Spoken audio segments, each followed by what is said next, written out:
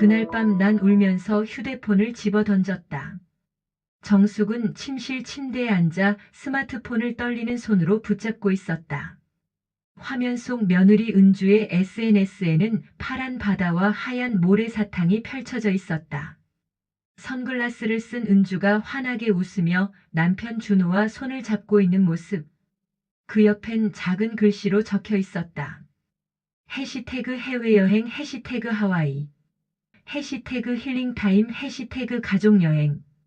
정숙의 입술이 바들바들 떨렸다. 분명 사흘 전만 해도 전화기 너머로 들려온 은주의 목소리가 생생했다.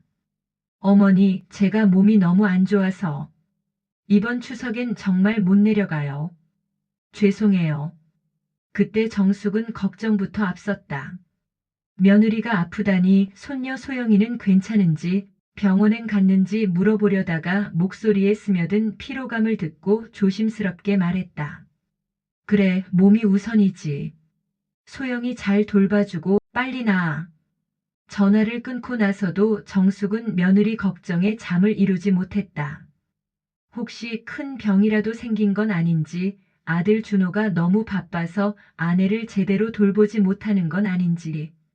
그래서 정숙은 홀로 명절상을 차렸다. 70 넘은 몸으로 새벽 5시에 일어나 전통시장을 돌며 장을 봤다. 무거운 짐을 끌며 집에 돌아와 하루 종일 부엌에서 보냈다. 갈비찜을 끓이고 잡채를 볶고 송편을 빚었다. 아픈 며느리와 바쁜 아들을 위해서라도 내가 더 잘해야지. 그런 마음으로 밤늦게까지 음식을 만들었다. 손목이 아파도 무릎이 시려도 참았다. 가족이 건강하게 행복하게 지내는 것이 그녀에게는 무엇보다 소중했으니까. 하지만 지금 휴대폰 화면 속 현실은 달랐다. 아픈 게 아니었다. 거짓말이었다. 은주는 남편과 딸과 함께 머나먼 하와이 해변에서 추석 연휴를 만끽하고 있었다. 회를 먹고 바다를 보며 카페에서 커피를 마시며 웃고 있었다. 그 모든 순간을 SNS에 자랑스럽게 올리고 있었다. 아프다더니 정숙의 목소리는 쉰 소리로 변했다. 눈앞이 흐려졌다. 가슴 깊은 곳에서 뜨거운 것이 치밀어 올랐다. 배신감이었다. 평생을 바쳐온 가족에게 이런 대우를 받다니. 거짓말로 명절을 피하고 시어머니는 홀로 두고 가족끼리만 여행을 떠나다니. 정숙은 휴대폰을 침대에 던지고 두 손으로 얼굴을 감쌌다. 뜨거운 눈물이 손가락 사이로 흘러내렸다. 어둠 속에서 그녀의 흐느낌이 조용히 퍼져나갔다. 창밖으론 추석 보름달이 차갑게 빛나고 있었다. 그 순간 정숙의 머릿속에 한 가지 생각이 스쳐 지나갔다. 이제는 더는 당할 수만은 없다. 내가 이 집안을 위해 몇십 년을 바쳤는데 대체 뭘 위해서였을까? 정숙은 새벽 2시 거실 소파에 앉아 어둠을 바라보고 있었다. 손에는 낡은 사진첩이 들려 있었다. 떨리는 손으로 첫 장을 넘겼다. 25살의 정숙이 웨딩드레스를 입고 활짝 웃고 있는 사진. 옆에는 당시 29살이던 남편 승철이 어색하게 미소 짓고 있었다. 지금으로부터 45년 전의 일이었다. 우리 행복했는데. 정숙의 목소리가 떨렸다. 그때는 정말 행복했다. 새신랑 새신부로서 꿈에 부풀어 있던 시절. 아무것도 몰랐던 시절. 다음 페이지를 넘기니 아기 준호를 안고 있는 정숙의 모습이 나타났다. 갓 태어난 준호는 작디 작은 주먹을 쥐고 잠들어 있었다. 26살의 정숙은 피곤한 듯 보였지만 눈빛만은 맑고 희망차 보였다. 그러나 그 희망은 오래가지 못했다.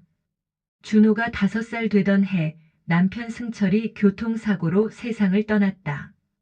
갑작스러운 죽음이었다.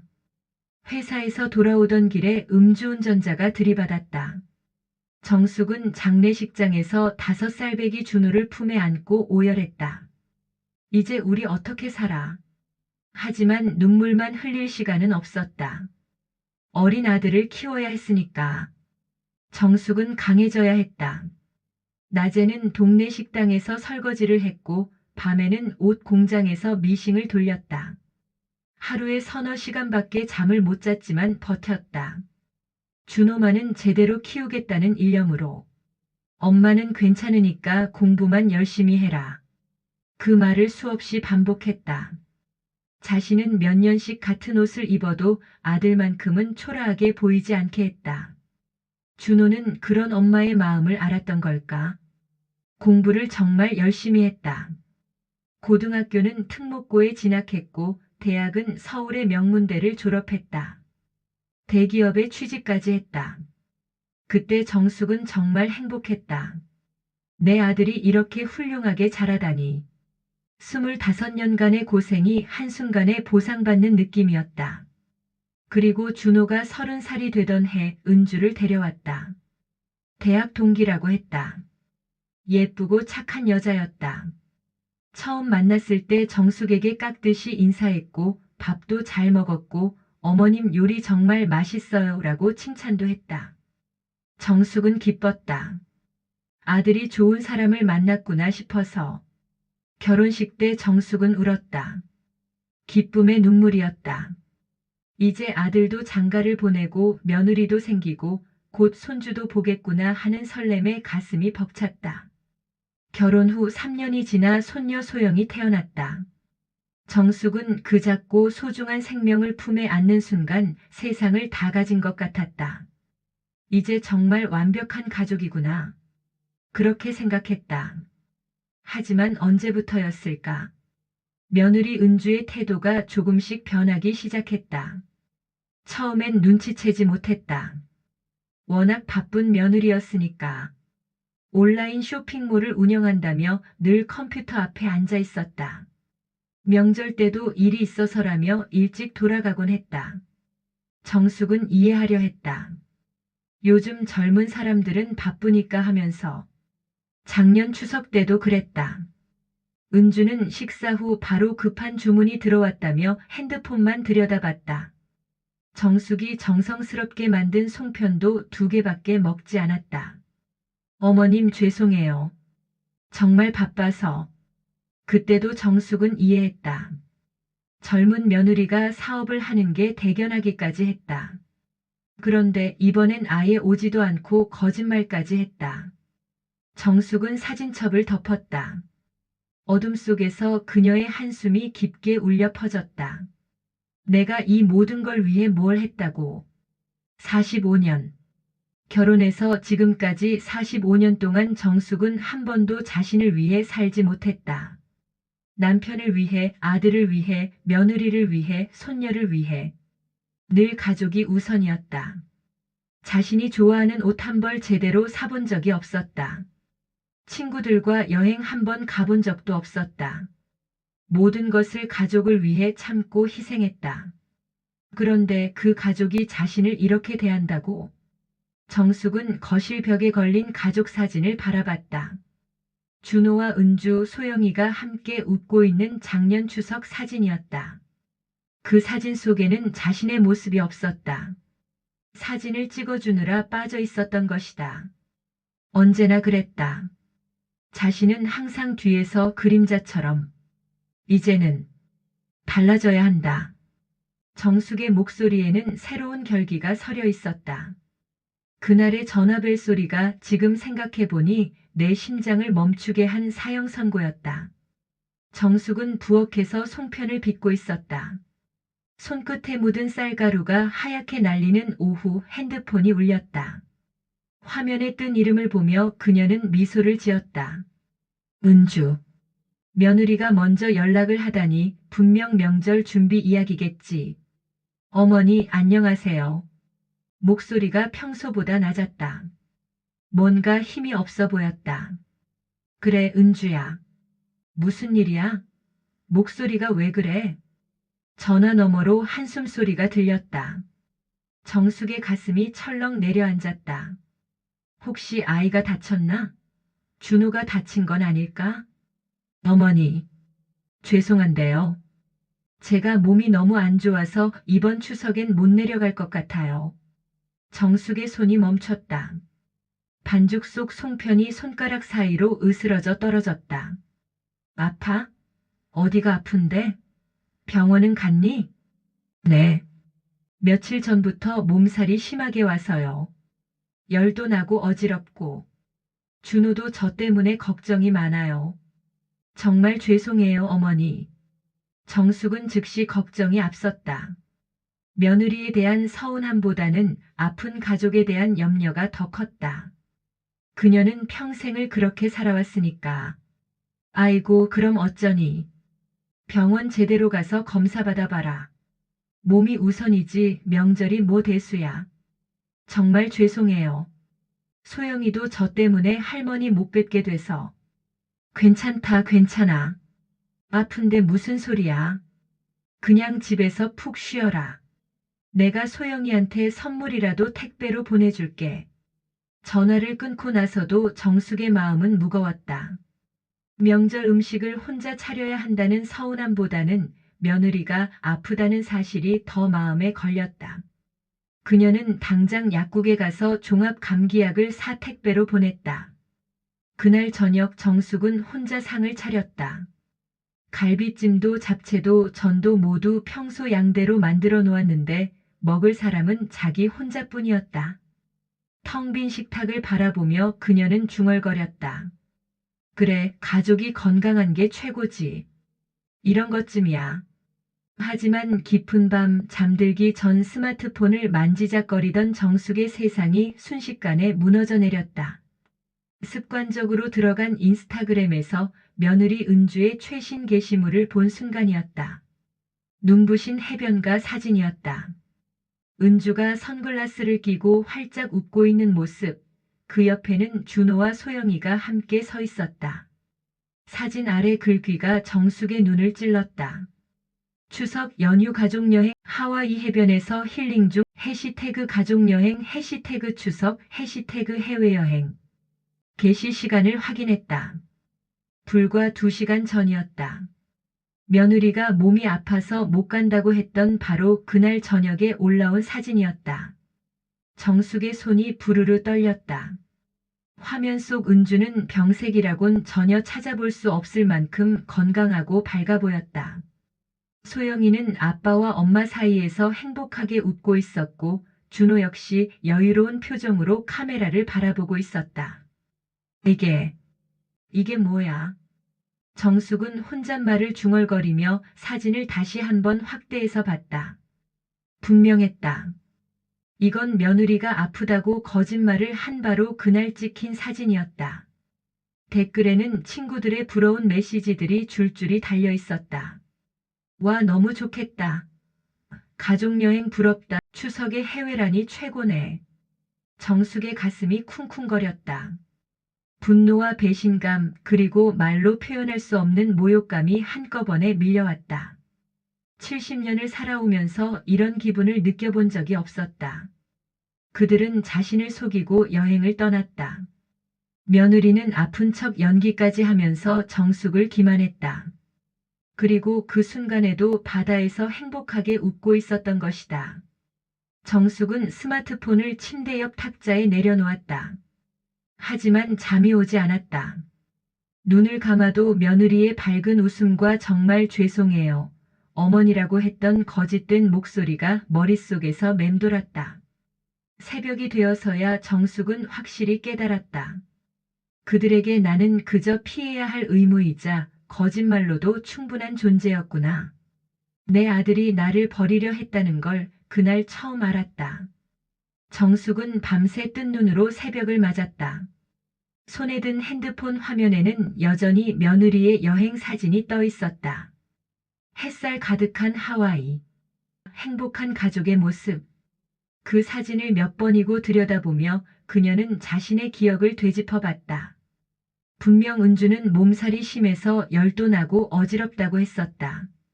그 목소리엔 진짜 아픈 사람의 기운이 없었나? 아니었다. 이제 생각해보니 그저 귀찮다는 투의 연기였을 뿐이었다. 아침 7시 정숙은 참을 수 없어 아들에게 전화를 걸었다. 준호야. 네, 엄마. 이렇게 일찍 왜요? 무슨 일 있어요?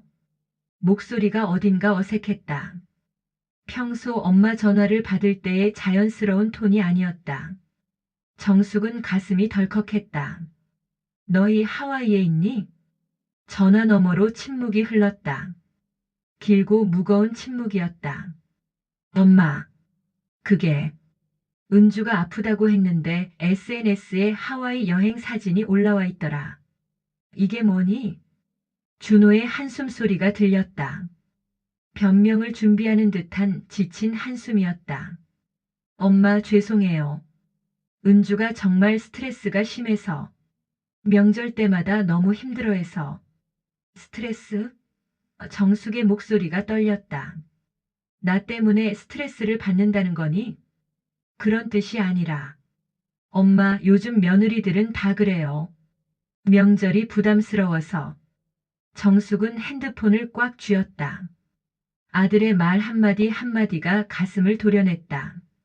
그래서 거짓말을 했다는 거니? 나한테? 엄마, 저희도 고민 많이 했어요. 하지만 은주가 워낙 힘들어해서. 너는 뭐냐? 너는 어떻게 생각하는데? 또다시 침묵이 흘렀다. 정숙은 그 침묵 속에서 모든 걸 이해했다. 아들도 며느리 편이었다. 자신을 속이는 일에 동조했던 것이다. 엄마, 그냥 넘어가세요. 요즘 애들은 그러기도 해요. 명절 문화가 많이 바뀌었잖아요. 그 순간 정숙의 세상이 무너졌다. 요즘 애들은 그러기도 해요라는 말이 귓가에서 맴돌았다. 마치 자신이 시대에 뒤떨어진 고리타분한 노인이라고 말하는 것 같았다. 그럼 너도 나한테 거짓말하는 게 당연하다고 생각하는 거니? 그런 게 아니라 엄마 이해해 주세요. 은주도 나름 힘든 사정이 있어요. 정숙은 더 이상 말할 수 없었다. 목이 메어 소리가 나오지 않았다. 평생을 바쳐 키운 아들이 자신을 속인 며느리를 감싸고 있었다. 거짓말을 당연하게 여기고 있었다. 알았다. 정숙은 짧게 말하고 전화를 끊었다. 혼자 남은 아파트 거실에서 정숙은 벽에 걸린 가족 사진들을 바라봤다. 준호의 돌잔치 사진, 결혼식 사진, 소영이가 태어났을 때 찍은 사진들. 모든 순간을 함께했던 기억들이 사진 속에 고스란히 남아 있었다. 하지만 이제 그 사진들이 다르게 보였다. 과연 그들에게 자신은 어떤 존재였을까? 그저 의무적으로 챙겨야 하는 부담스러운 존재. 거짓말로도 피해야 할 귀찮은 존재. 정숙은 부엌으로 걸어가 어제 준비해둔 명절 음식들을 바라봤다. 갈비찜 한 솥, 잡채 한 접시, 동그랑땡 한 접시. 모두 가족들이 좋아하는 음식들이었다. 며칠 전부터 장을 보고 하루 종일 서서 만든 음식들이었다. 바보 같은 짓이었구나. 그녀는 냉장고 문을 열어 음식들을 하나씩 버리기 시작했다. 정성스럽게 만든 갈비찜도 새벽까지 볶은 잡채도 모두 쓰레기통으로 들어갔다. 오후 3시쯤 집 전화벨이 울렸다. 준호였다. 엄마 아침에 전화 끊고 연락이 안 돼서 걱정했어요. 무슨 걱정을 해? 어차피 너희한테 나는 짐이잖아. 엄마, 그런 말씀 마세요. 저희도 힘든 사정이 있다고 했잖아요. 힘든 사정이면 솔직하게 말하면 되는 거 아니니? 왜 거짓말을 해? 준호는 한동안 말이 없었다가 중얼거렸다. 엄마가 섭섭해하실까봐. 섭섭해하는 게 나쁜 일이니? 나는 너희 엄마인데 섭섭해하면 안 되는 거니? 아니에요. 그런 뜻이 아니라. 알겠다. 이제 그만하자. 너희는 너희식으로 살아라. 나는 나대로 살겠다. 정숙은 또다시 전화를 끊었다. 저녁 무렵 정숙은 오랜만에 거울을 자세히 들여다봤다. 70대의 주름진 얼굴, 하얗게 센 머리, 굽은 어깨. 언제부터인가 자신의 모습보다 가족들의 필요를 먼저 생각하며 살아왔다. 하지만 이제 깨달았다. 그들에게 자신은 더 이상 사랑받는 가족이 아니었다. 그저 형식적으로 챙겨야 할 의무, 거짓말로라도 피하고 싶은 부담이었다. 정숙은 서재로 걸어가 오래된 서류함을 열었다. 남편이 남긴 서류들, 보험 증서들, 부동산 등기 부등본이 정리되어 있었다. 오랫동안 들여다보지 않았던 것들이었다. 계산기를 두드려봤다.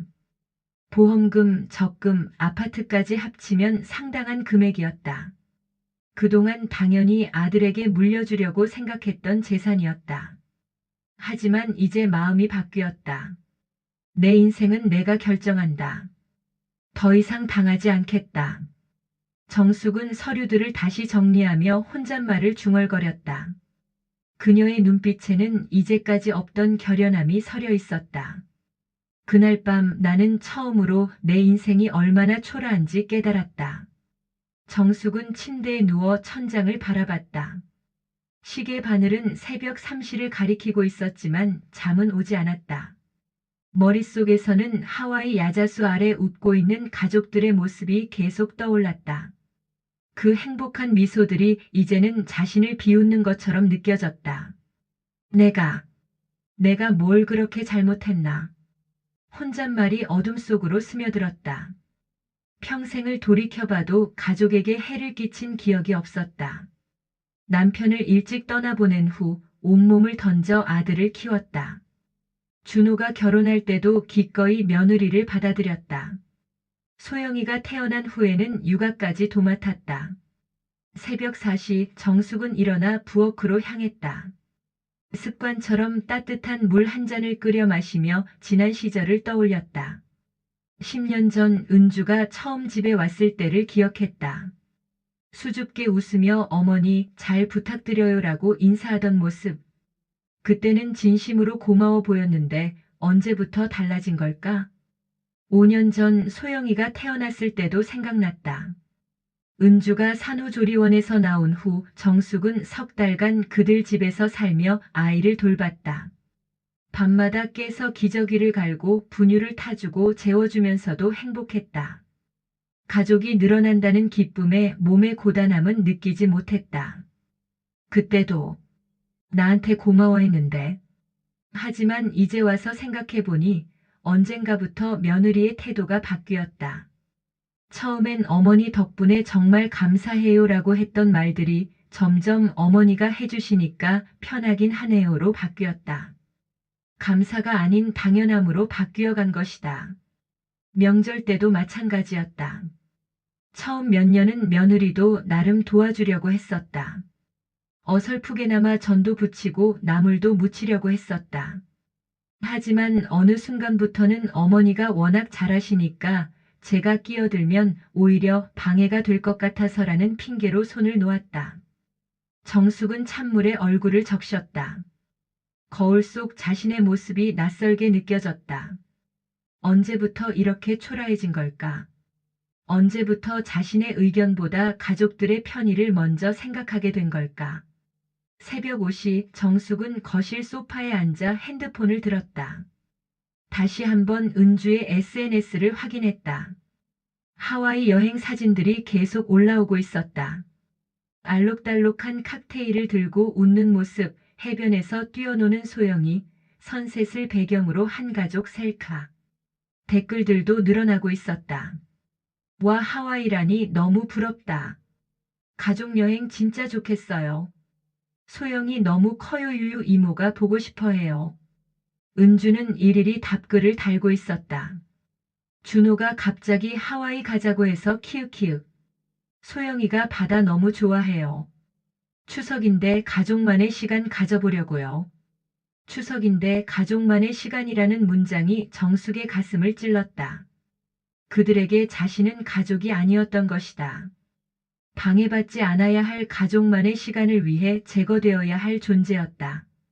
정숙은 자신의 SNS를 확인해봤다. 친구는 고작 15명. 대부분 교회 사람들이었다. 며칠 전 올린 명절 음식 사진에는 좋아요가 겨우 3개 달려 있었다. 그 순간 깨달았다.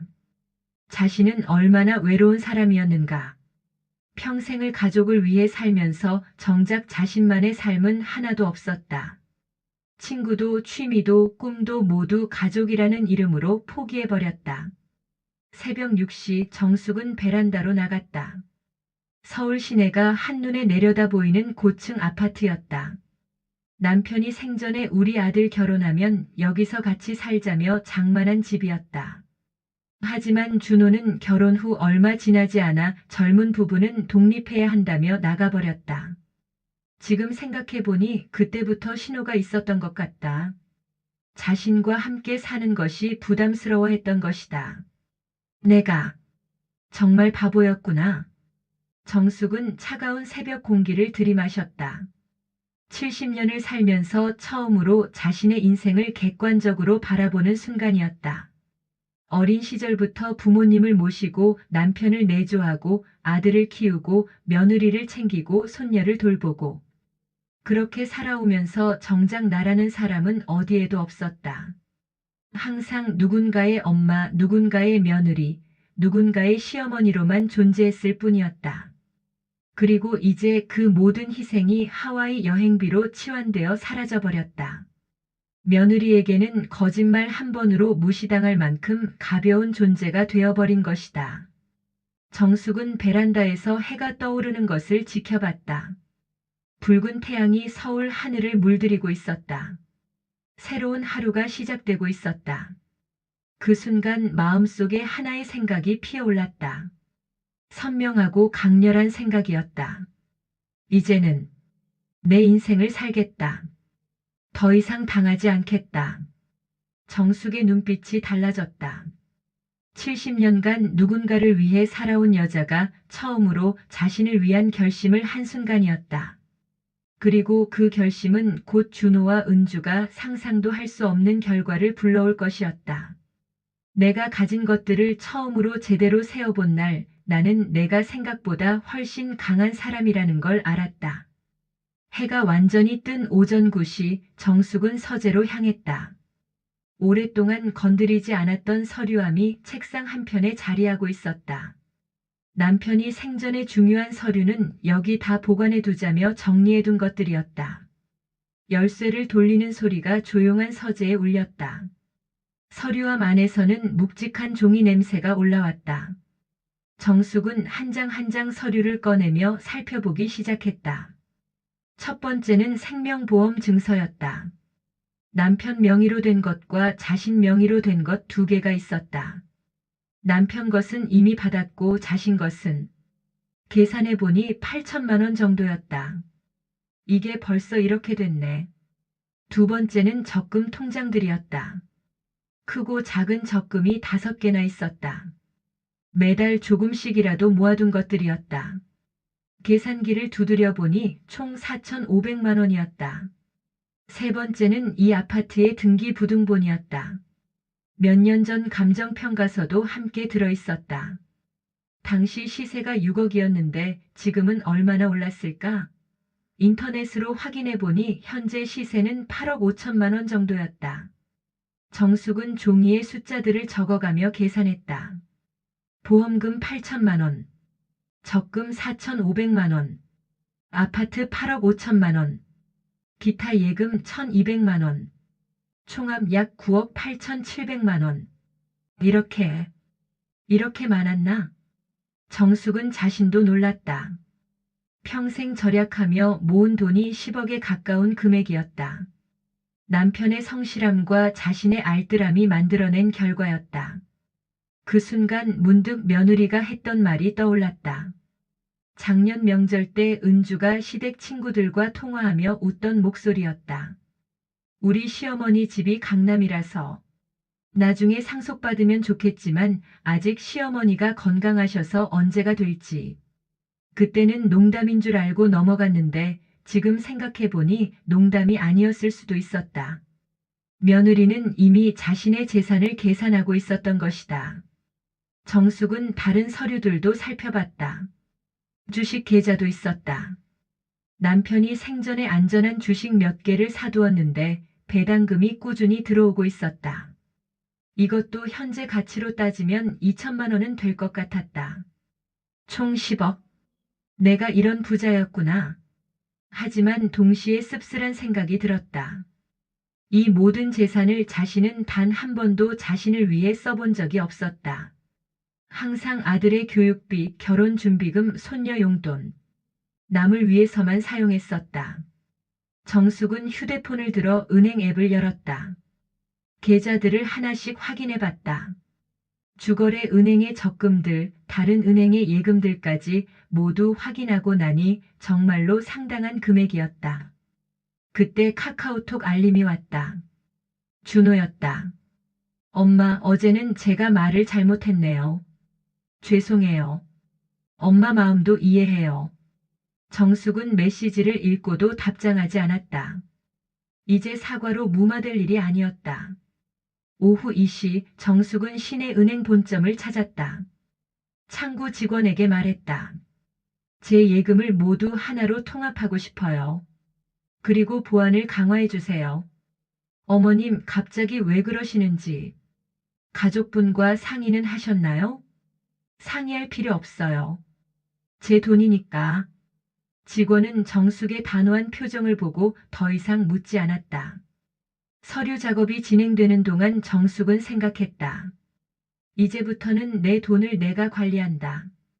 아무도 모르게. 은행 업무를 마치고 나오는 길에 정숙은 부동산 중개업소에 들렀다. 사장님, 우리 아파트 시세가 얼마나 되는지 정확히 알고 싶어요. 아, 어머님 댁이요? 최근에 같은 평형이 8억 8천에 거래됐어요. 층수와 향에 따라 조금씩 다르지만요. 만약에 팔게 되면 얼마나 걸릴까요? 부동산 사장이 놀란 표정을 지었다. 팔 생각이세요? 갑자기? 아니에요. 그냥 궁금해서요. 요즘 같은 시세라면 한 달 안에는 팔릴 거예요. 워낙 좋은 입지라서. 정숙은 고개를 끄덕이며 나왔다. 마음속에는 어떤 계획이 서서히 구체화되고 있었다. 저녁 무렵 집으로 돌아온 정숙은 서재에 앉아 메모장을 펼쳤다. 오늘 확인한 재산 목록을 정리하며 적었다. 그리고 그 밑에 한 줄을 더 추가했다. 상속 대상 손녀 소형 100%. 준호와 은주의 이름은 어디에도 적지 않았다. 정숙은 펜을 놓고 창밖을 바라봤다. 하와이에서 돌아올 그들이 이 사실을 알게 되면 어떤 반응을 보일까? 상상만 해도 속이 시원했다. 이제야 내가 얼마나 소중한 사람인지 깨닫게 해주겠다. 그녀의 눈빛에는 더 이상 슬픔이 아닌 강인한 결의가 서려 있었다. 70년 인생에서 처음으로 자신의 가치를 제대로 깨달은 순간이었다. 그리고 이것은 단순한 복수가 아니었다. 자신의 존엄을 되찾는 싸움이었다. 그들이 하와이에서 놀고 있는 동안 나는 인생에서 가장 치밀한 계획을 세우고 있었다. 정숙은 새벽 6시에 일어나 샤워를 하고 단정하게 옷을 차려입었다. 오늘은 중요한 날이었다. 하와이에서 돌아올 준호 가족을 맞기 전에 모든 준비를 끝내야 했다. 첫 번째 목적지는 시내 법무법인이었다. 인터넷으로 미리 찾아둔 곳이었다. 상속 전문 변호사가 있다는 평이 좋았다. 어머님, 어떤 일로 오셨나요? 젊은 변호사가 정중하게 맞이했다. 유언장을 작성하고 싶어요. 그런데 아무도 모르게 해야 해요. 물론입니다. 비밀 보장은 기본이죠. 혹시 상속받을 분이 계시나요? 손녀 하나뿐이에요. 다른 사람들은 자격이 없어요. 변호사는 정숙의 단호한 표정을 보며 고개를 끄덕였다. 그는 이런 경우를 종종 봐왔다. 가족 간의 갈등으로 상속 계획을 바꾸는 노인들을 말이다. 전 재산을 손녀에게만 상속하시겠다는 뜻인가요? 네. 아들과 며느리에게는 단 한 푼도 남기지 않을 거예요. 서류 작성에는 이 시간이 걸렸다. 정숙은 모든 내용을 꼼꼼히 확인했다. 특히 아들 준호와 며느리 은주는 상속에서 완전히 배제한다는 조항을 여러 번 읽어봤다. 어머님, 혹시 마음이 바뀌시면 언제든 수정 가능합니다. 바뀔 일 없어요. 확실해요. 법무법인을 나온 정숙은 두 번째 목적지로 향했다. 시내 중심가의 대형 은행 본점이었다. VIP 고객 상담을 받고 싶어요. 정숙의 계좌 잔고를 확인한 직원은 즉시 VIP 라운지로 안내했다. 어머님, 어떤 도움이 필요하시나요? 제 모든 계좌를 하나로 통합하고 비밀번호를 모두 바꾸고 싶어요. 그리고 가족이라도 제 동의 없이는 절대 조회할 수 없게 해주세요. 물론입니다. 개인정보 보호를 위해 본인 확인 절차를 강화하겠습니다. 은행 업무를 마치고 나오니 오후 2시였다. 정숙은 근처 카페에 앉아 휴대폰을 확인했다. 준호에게서 메시지가 와 있었다. 엄마, 내일 오후에 들어가요. 선물도 사왔어요. 저녁 같이 드실래요? 정숙은 답장을 보냈다. 그래, 들어와라. 저녁은 집에서 해줄게. 하지만 속마음은 달랐다. 마지막 만찬이 될 거다. 세 번째 목적지는 부동산이었다. 어제 들렀던 그곳이었다. 사장님, 우리 집 팔기로 결정했어요. 부동산 사장이 깜짝 놀랐다. 어머님, 어제는 그냥 알아본다고 하시지 않았나요? 갑자기 왜? 사정이 생겼어요. 빨리 처리해 주세요. 가족분들과 상의는 하셨나요? 이런 큰 결정을. 정숙의 눈빛이 차가워졌다. 제 집이에요. 상의할 사람은 없어요. 사장은 더 이상 묻지 않았다. 매매 계약서 준비에 들어갔다. 어머님 명의가 맞으니까 문제 없습니다. 다만 시장 가격보다 조금 낮춰야 빨리 팔릴 것 같은데요. 상관없어요. 빨리 팔리는 게 중요해요. 계약서에 서명을 하면서 정숙은 묘한 해방감을 느꼈다. 이 집에서의 모든 기억들을 정리하는 기분이었다. 저녁 무렵 정숙은 마지막 목적지로 향했다. 시내 한복판의 사회복지재단이었다. 기부를 하고 싶어서 왔어요. 직원이 반갑게 맞아주었다. 어떤 종류의 기부를 원하시나요? 전 재산의 일부를. 아니, 상당 부분을 기부하려고 해요. 소외된 아이들을 위해서요. 정말 고마운 일이세요. 구체적인 절차를 안내해 드릴게요. 기부 서약서를 작성하면서 정숙은 생각했다. 자신을 무시한 가족에게 물려줄 돈이라면 차라리 도움이 필요한 아이들에게 주는 게 낫다고. 모든 일정을 마치고 집으로 돌아온 건 저녁 8시였다. 정숙은 거실에 앉아 오늘 한 일들을 정리해봤다. 유언장 작성 완료 손녀에게만 상속. 은행 계좌 통합 및 보안 강화. 아파트 매매 계약 진행. 사회복지재단 기부 서약. 모든 준비가 끝났다. 이제 준호 가족이 돌아오면 진실을 말해줄 시간이었다. 정숙은 부엌에 가서 저녁 준비를 시작했다. 아이러니하게도 인생에서 가장 정성스러운 식사를 준비하고 있었다. 마지막이 될 가족 만찬이니까. 갈비찜을 끓이면서 정숙은 혼잣말을 중얼거렸다. 내일이면 모든 게 끝나겠지. 하지만 끝이 아니었다. 새로운 시작이었다. 70년 만에 처음으로 자신을 위한 선택을 한 것이었다. 핸드폰이 울렸다. 준호였다. 엄마, 지금 인천공항이에요. 1시간 후에 도착할게요. 그래, 기다리고 있다. 정숙은 전화를 끊고 마지막 점검을 했다. 서류들은 안전한 곳에 보관했고 계획은 완벽했다. 거실 테이블 위에는 며느리의 하와이 여행 사진을 캡처한 것들이 놓여 있었다. 내일 보여줄 증거 자료였다. 정숙은 깊게 숨을 들이마셨다. 이제 진짜 시작이다. 그녀의 얼굴에는 더 이상 슬픔이나 분노가 아닌 냉정한 결의만이 남아 있었다. 하와이에서 즐겁게 놀다 돌아올 그들이 마주하게 될 현실을 그들은 아직 꿈에도 모르고 있었다. 그날 저녁 나는 평생 중 가장 화려한 상을 차렸다. 작별 인사를 위해서.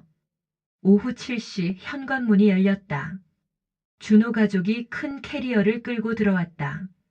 하와이 햇볕에 그을린 얼굴들이 환하게 웃고 있었다. 할머니. 소영이가 가장 먼저 달려와 정숙을 안았다.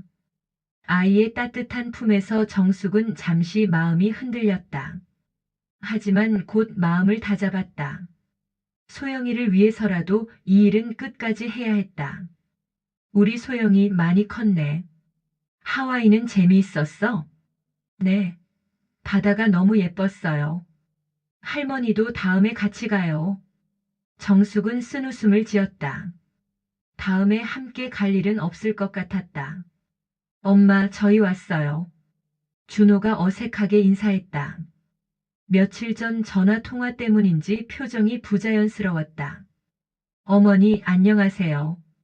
하와이 선물 사왔어요. 은주는 평소와 다름없이 밝게 웃으며 쇼핑백을 내밀었다. 그 웃음이 며칠 전 아프다며 거짓말했던 목소리와 같은 사람의 것이라니 정숙은 소름이 돋았다. 그래, 수고했다. 씻고 나와서 저녁 먹자. 정숙은 부엌으로 향했다. 오늘을 위해 특별히 준비한 상차림을 확인했다. 갈비찜, 잡채, 각종 나물, 전류, 그리고 소영이가 좋아하는 불고기까지. 평생 중 가장 호화로운 식탁이었다. 30분 후 가족들이 식탁에 모였다. 엄마, 오늘 왜 이렇게 호화롭게 준비했어요? 준호가 놀라며 물었다. 그냥, 오늘은 특별한 날이니까. 정숙은 의미심장하게 대답했다. 할머니, 갈비찜이 제일 맛있어요. 소영이가 행복하게 먹는 모습을 보며 정숙은 마음이 아팠다. 이 아이만은 지켜내야 했다. 은주야, 하와이는 어땠니? 몸은 괜찮고? 정숙이 은주를 바라보며 물었다. 은주는 순간 당황하는 듯 했지만 곧 웃음을 지었다. 네, 완전히 나았어요. 역시 휴식이 최고인 것 같아요. 그래, 휴식이 최고지. 특히 바다에서 하는 휴식이. 정숙의 말에 은주의 얼굴이 살짝 굳었다. 하지만 여전히 연기를 계속했다. 네. 바다 구경도 좀 하고. 어머니, 갑자기 왜 그런 말씀을? 준호가 끼어들려 했지만 정숙이 손으로 제지했다. 아니다, 계속 들어보자. 은주가 하와이에서 뭘 했는지. 이번엔 은주도 준호도 말이 없었다. 식탁의 분위기가 급격히 차가워졌다. 할머니, 왜 그래요? 엄마 아빠가 뭘 잘못했어요? 소영이가 불안해하며 물었다. 소영아, 잠깐 방에 가서 놀고 있을래? 할머니가 엄마 아빠랑 할 이야기가 있어. 싫어요. 저도 같이 있을래요. 소영아, 할머니 말 들어. 잠깐만. 준호가 딸을 방으로 데려갔다. 거실에는 정숙과 은주만 남았다. 정숙은 테이블 서랍에서 핸드폰을 꺼냈다. 그리고 은주의 SNS 캡처 화면을 보여줬다. 이게 뭐니? 은주의 얼굴이 하얗게 질렸다. 화면에는 하와이 해변에서 웃고 있는 가족의 모습이 선명했다. 어머니, 그게 아프다고 했지? 열이 나고 어지럽다고. 그래서 명절에 못 온다고. 정숙의 목소리는 차갑고 단호했다. 준호가 방에서 나와 상황을 파악했다. 엄마, 설명할게요. 설명? 뭘 설명하겠다는 거니? 정숙은 일어서서 준호를 바라봤다. 너도 알고 있었지? 며느리가 거짓말하는 걸. 엄마, 저희도 힘든 사정이. 힘든 사정이면 솔직하게 말하면 되잖아. 왜 거짓말을 해? 정숙의 목소리가 커졌다. 70년 인생에서 이렇게 화를 낸 적이 없었다. 어머니, 죄송해요. 정말 죄송해요. 은주가 눈물을 흘리며 빌었다. 죄송하다고? 지금 와서? 정숙은 부엌에서 서류 봉투를 가져왔다. 그리고 테이블 위에 내려놓았다. 이게 뭔지 아니? 준호가 서류를 펼쳐봤다. 유언장, 부동산 매매 계약서, 은행 서류들이 들어있었다. 엄마, 이게 뭐예요? 유언장이다. 내 전 재산을 소영이에게만 상속한다는. 준호와 은주가 동시에 얼어붙었다. 그리고 이 집도 팔았다. 다음 주면 새 주인이 들어온다. 엄마, 갑자기 왜 이러세요? 갑자기? 정숙이 웃었다. 갑작스러운 건 너희 하와이 여행이지. 은주가 무릎을 꿇고 울기 시작했다. 어머니 제발 용서해 주세요. 정말 죄송해요. 용서? 정숙의 눈빛이 차가웠다. 70년을 살면서 가족을 위해 모든 걸 바쳤는데 너희에게 난 거짓말할 가치밖에 안 되는 사람이었구나. 준호도 당황해서 어머니를 붙잡았다. 엄마 제발 다시 생각해 주세요. 저희가 잘못했어요. 잘못했다는 걸 아니까 이렇게 하는 거다. 정숙은 아들의 손을 뿌리쳤다. 내 재산은 소영이한테만 간다. 너희 부부한테는 단 한 푼도 남기지 않을 거다. 그리고 나는 이 집을 나갈 것이다. 엄마, 어디로 가시려고? 그건 너희가 알 필요 없다. 나를 속이고 무시한 사람들이 왜 알아야 하니? 소영이가 방에서 나와 울고 있는 어른들을 보며 울음을 터뜨렸다. 왜 다들 울어요? 할머니, 어디 가시면 안 돼요. 정숙은 소영이를 안으며 말했다. 소영아, 할머니는 멀리 가지 않을 거야. 하지만 엄마 아빠와는 더 이상 같이 살 수 없어. 왜요? 무슨 일이에요? 엄마 아빠가 할머니한테 거짓말을 했거든. 소영이는 이해할 수 없다는 표정으로 부모를 바라봤다. 정숙은 마지막으로 가족들을 둘러봤다. 존중 없는 가족에게 남길 건 없다. 이게 내 마지막 결정이다. 그리고 그녀는 방으로 들어가 문을 닫았다. 밖에서는 준호와 은주의 울음소리, 그리고 소영이의 할머니를 부르는 목소리가 들렸다. 하지만 정숙은 돌아서지 않았다. 이미 마음을 정했으니까. 그 밤 내 집에서는 70년 만에 가장 진실한 대화가 오갔다. 새벽 2시 정숙은 잠들지 못하고 침대에 누워 있었다. 거실에서는 여전히 준호와 은주의 속삭이는 목소리가 들렸다. 아마 대책을 논의하고 있을 것이다. 똑똑. 문을 두드리는 소리가 났다. 엄마, 들어가도 될까요? 준호의 목소리였다. 들어와. 준호가 조심스럽게 문을 열고 들어왔다. 눈이 빨갛게 부어 있었다. 엄마, 진짜 이렇게 하실 거예요? 정숙은 침대에 앉으며 답했다. 그래. 저희가 정말 잘못했어요. 인정해요. 하지만 이렇게까지? 정숙이 아들을 바라봤다. 너는 아직도 모르는구나. 뭘 모른다는 거예요? 정숙은 일어나 서랍에서 사진 한 장을 꺼냈다. 40년 전 준호가 갓 태어났을 때 찍은 사진이었다. 이거 봐라. 내가 태어났을 때 사진이야. 준호는 사진을 받아들고 바라봤다. 너 키우려고 내가 얼마나 고생했는지 아니? 밤잠 안 자고 제대로 된 옷 한 벌 안 사입고 모든 걸 너한테 다 줬어. 정숙의 목소리가 떨렸다. 알아요, 엄마. 그래서 더 죄송하고. 죄송하다고? 정숙이 벌떡 일어났다. 죄송하다는 말로 다 될 것 같니? 준호는 고개를 숙였다. 엄마, 은주도 많이 반성하고 있어요. 정말 후회한다고. 후회? 정숙이 웃었다. 걸렸으니까 후회하는 거지, 안 걸렸으면 계속했을 거 아니야? 그 순간 은주가 문 밖에서 나타났다. 얼굴이 퉁퉁 부어 있었다. 어머니, 저 좀 봐주세요. 은주가 무릎을 꿇고 앉았다. 저 정말 죄송해요. 정말, 정말 잘못했어요. 정숙은 며느리를 내려다봤다. 왜 거짓말했니? 그게 정말 명절이 부담스러워서요. 매번 준비하는 것도 힘들고 친척들 만나는 것도. 그럼 솔직하게 말하면 되잖아. 왜 아프다고 거짓말을 해? 은주는 대답하지 못했다. 말해봐. 왜? 어머니가 섭섭해하실까 봐요. 섭섭해하는 게 나쁜 일이니? 정숙의 질문에 은주는 울음을 터뜨렸다. 아니에요. 근데 제가 너무 이기적이었어요. 그래, 이기적이었지. 그것만 인정해도 절반은 끝났다. 정숙은 은주 앞에 앉았다. 은주야, 내가 너한테 언제 못되게 굴었니? 아니에요. 어머니는 저한테 너무 잘해주셨어요. 그럼 왜 나를 이렇게 쉽게 속였어?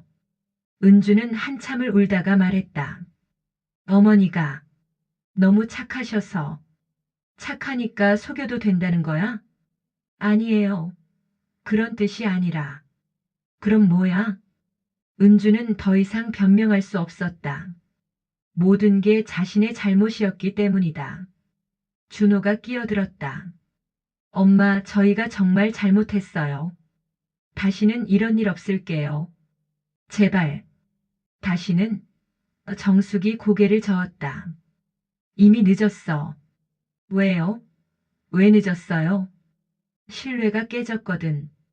한 번 깨진 신뢰는 다시 붙지 않아. 정숙은 일어나서 창문을 열었다. 새벽 공기가 방 안으로 들어왔다. 너희는 나를 얼마나 우습게 봤으면 그런 거짓말을 했을까? 그런 게 아니에요, 엄마. 그런 게 맞아. 정숙의 목소리는 확신에 차 있었다. 나를 그냥 늙은 할머니 속여도 되는 사람으로 본 거야. 은주가 다시 울면서 말했다. 어머니 정말 아니에요. 저 정말 어머니 존경해요. 사랑해요. 사랑? 정숙이 쓴웃음을 지었다.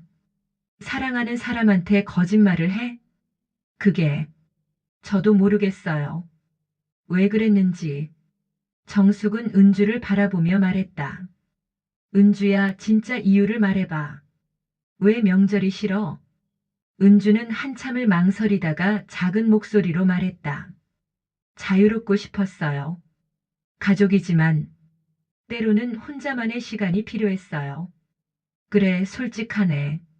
그럼 처음부터 그렇게 말하지 그랬어? 어머니가 실망하실까봐. 실망하는 게 죄야? 정숙은 며느리의 손을 잡았다. 은주야, 나도 젊었을 때가 있었어. 시댁이 부담스러웠던 적도 있고. 그런 마음 이해 못할 것도 없어. 은주가 놀란 표정으로 시어머니를 바라봤다. 하지만 거짓말은 안 돼. 그건 나를 바보로 만드는 거야. 죄송해요. 정말 죄송해요. 이제 와서 죄송하다고 해봤자 소용없어. 정숙은 다시 서랍에서 서류를 꺼냈다. 이미 모든 게 결정됐어. 내 재산은 소영이한테 간다. 너희에겐 교육비로 쓸 돈만 남겨둘 거야. 준호가 깜짝 놀랐다. 교육비요? 소영이 교육비. 그 아이만큼은 제대로 키워야 하니까. 은주가 고개를 들었다. 어머니, 그럼 저희를 완전히 버리시는 건 아니군요. 정숙은 잠시 생각했다. 소영이 때문이야. 그 아이에게 할머니가 필요하니까. 그럼. 하지만 조건이 있어. 정숙의 눈빛이 진지해졌다. 다시는 나한테 거짓말하지 마라. 그리고 이 집에서 나갈 거야. 준호와 은주는 서로를 바라봤다. 엄마, 어디로 가시려고요? 그건 내가 알아서 할 일이야. 정숙은 창문을 닫았다. 이제 새벽이니까 다들 좀 자라. 내일 출근해야 하니 잘들 돌아가고. 그리고 은주야. 정숙이 며느리를 바라봤다. 다음부턴 솔직하게 말해. 명절이 부담스러우면 부담스럽다고. 쉬고 싶으면 쉬고 싶다고. 그럼 나도 이해할 수 있어. 은주는 눈물을 닦으며 고개를 끄덕였다. 네, 알겠어요. 준호와 은주가 방을 나간 후 정숙은 혼자 남았다. 처음으로 자신의 감정을 솔직하게 표현한 밤이었다. 70년 만에 가장 진실한 대화였다. 그리고 이제야 진짜 자유로워질 수 있을 것 같았다. 1년 후 나는 처음으로 내가 누구인지 알게 되었다. 제주도 서귀포의 작은 펜션. 정숙은 바다가 보이는 베란다에서 따뜻한 차 한 잔을 마시며 일출을 바라보고 있었다. 71세의 나이에 처음으로 맞는 진정한 자유였다. 아파트를 팔고 받은 돈으로 이곳에 작은 집을 샀다. 바다가 보이는 2층짜리 단독주택이었다. 1층은 작은 카페로 운영하고 2층은 자신의 거주 공간으로 꾸몄다. 바다 할머니 카페라는 간판이 소박하지만 정감 있었다. 사장님 안녕하세요. 근처 펜션을 운영하는 40대 여자가 손을 흔들며 지나갔다. 이곳에 온 지 1년 정숙은 이미 마을의 명물이 되어 있었다. 서울에서 내려온 할머니가 혼자 카페를 운영한다는 소문이 퍼지면서 많은 사람들이 찾아왔다. 정숙의 핸드폰이 울렸다. 아들 준호였다. 엄마, 내일 추석이에요. 신경 쓰지 마라. 네. 엄마 건강은 괜찮으시죠? 걱정 마라. 바닷바람 맞고 살아서 더 건강해졌다. 정숙은 담담하게 대답했다. 1년 전의 분노는 이제 사라지고 없었다. 대신 평온함이 그 자리를 차지했다. 엄마, 저희 정말 반성하고 있어요. 제발, 그만해라. 이미 다 끝난 일이야. 소영이 잘 키우고. 전화를 끊고 나서 정숙은 미소를 지었다. 1년 전만 해도 상상할 수 없었던 평온함이었다. 오후 3시 카페에 손님이 들어왔다. 젊은 부부였다. 어머님, 여기 유명한 할머니 카페 맞나요? 그래, 맞아요. 뭐 드릴까?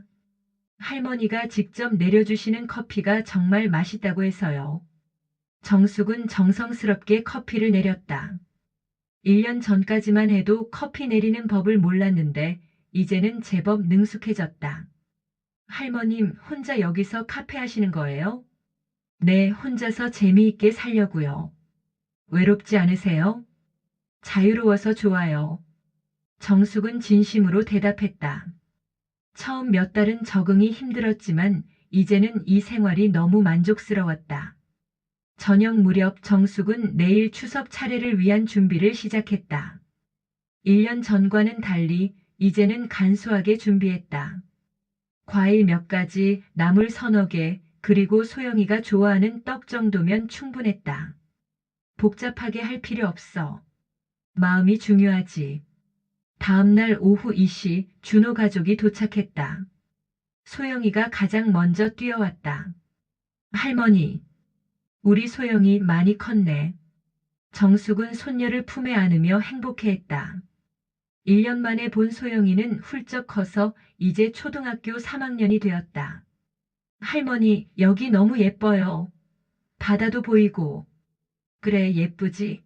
할머니가 이제 여기서 살아. 준호와 은주는 어색하게 인사했다. 어머니, 안녕하세요. 응, 들어와라. 정숙의 태도는 차갑지도 따뜻하지도 않았다. 그저 의례적이었다. 차례를 지내는 동안 소영이가 물었다. 할머니, 왜 할머니만 여기 사세요? 저희랑 같이 살면 안 돼요? 정숙은 손녀의 머리를 쓰다듬었다. 할머니는 이제 여기가 좋아. 바다도 보이고 자유롭거든. 자유롭다는 게 뭐예요? 하고 싶은 일을 하고 하기 싫은 일은 안 해도 되는 거야. 소영이는 이해할 듯 말 듯한 표정으로 고개를 끄덕였다. 차례를 마치고 함께 저녁을 먹는 동안 은주가 조심스럽게 말했다. 어머니, 저희가 자주 내려와 뵐게요. 굳이 그러지 마라. 소영이만 방학 때 가끔 보내주면 된다. 어머니, 은주야, 이제 우리 각자 살자. 그게 서로한테 좋아. 정숙의 말에 은주는 더 이상 말하지 못했다. 저녁 8시 준호 가족이 떠날 시간이 되었다. 할머니, 저 다음에 또 올게요. 소영이가 할머니를 꼭 안았다. 그래, 소영이는 언제든 와. 할머니가 바다 구경도 시켜주고 맛있는 것도 해줄게. 준호가 마지막으로 말했다. 엄마, 건강하세요. 너희도 잘 살아라. 정숙은 담담하게 배웅했다. 가족들이 떠난 후 정숙은 혼자 바닷가를 산책했다. 석양이 바다를 붉게 물들이고 있었다. 이제야 진짜 내 인생이 시작됐구나. 1년 전 하와이 여행 사진을 봤을 때의 분노와 절망은 이제 없었다. 대신 깊은 만족감이 마음을 채웠다. 아들과 며느리에 대한 원망도 그리움도 이제는 없었다. 완전히 잊어버린 것이다. 카페로 돌아온 정숙은 일기장을 펼쳤다. 이곳에 온 후 시작한 새로운 습관이었다. 오늘도 평온한 하루였다. 젊은 부부 손님이 와서 가족이 있는지 물어봤는데 나는 이제 가족이 없다고 대답했다. 거짓말이 아니다. 진짜로 이제 가족은 없다. 그리고 그것이 이렇게 자유로울 줄 몰랐다. 일기를 쓰고 나서 정숙은 베란다로 나갔다. 밤바다가 잔잔하게 일렁이고 있었다. 내일은 또 새로운 하루가 시작될 것이다. 카페에 손님들이 올 것이고 바닷바람을 맞으며 산책을 할 것이다. 저녁에는 좋아하는 드라마를 보며 여유롭게 시간을 보낼 것이다. 그 누구에게도 방해받지 않고 눈치 보지 않고 71년을 살아오면서 처음으로 정숙은 완전히 자신만을 위한 시간을 갖게 되었다. 누구의 엄마도 누구의 시어머니도 아닌 그저 정숙이라는 한 사람으로 살아가고 있었다. 이게 바로 진짜 복수였구나. 정숙은 별이 쏟아지는 제주 밤하늘을 바라보며 미소를 지었다. 억지로 함께 있으면서 서로를 불편해하는 것보다 이렇게 완전히 인연을 끊고 각자의 길을 가는 것이야말로 진정한 승리였다. 며느리를 용서하지도 않았고 아들을 그리워하지도 않았다. 그들의 존재 자체를 삶에서 지워버렸을 뿐이다. 그리고 이제 남은 인생은 온전히 자신의 것이었다.